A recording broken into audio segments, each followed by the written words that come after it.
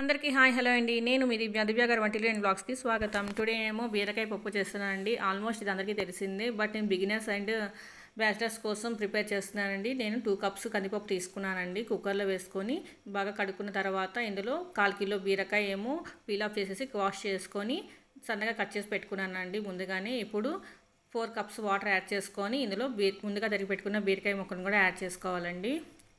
Add చేసుకున్న తర్వాత చిటికెడు పసుపు కూడా వేసుకోవాలి. ఇందులో చిటికెడు పసుపు వేసుకున్న తర్వాత 1 టీ స్పూన్ కారం కూడా యాడ్ చేసుకోవాలండి. మీకు ఆప్షనల్ అండి, పచ్చిమిరపకాయలు అయినా వేసుకోవచ్చు, లేదంటే కారమైనా వేసుకోవచ్చు అండి. పచ్చిమిరపకాయలు అయితే ఒక 4 వేసుకోండి. కారం బదులుగా మీరు పచ్చిమిరపకాయలు కూడా యాడ్ చేసుకోరండి.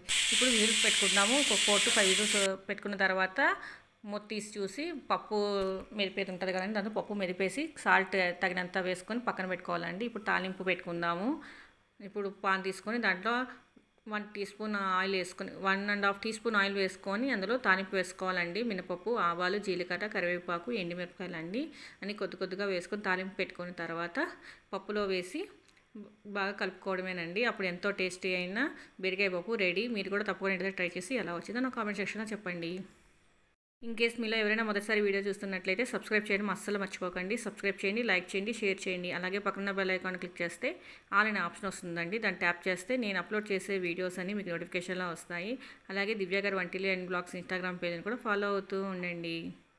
మరొక మంచి బ్యూటిఫుల్ అండ్ డిషెస్తో మీ ముందు ఉంటానండి. Thank you for watching videos. మరి నెక్స్ట్ వీడియోలో కలుద్దామండి. బాయ్.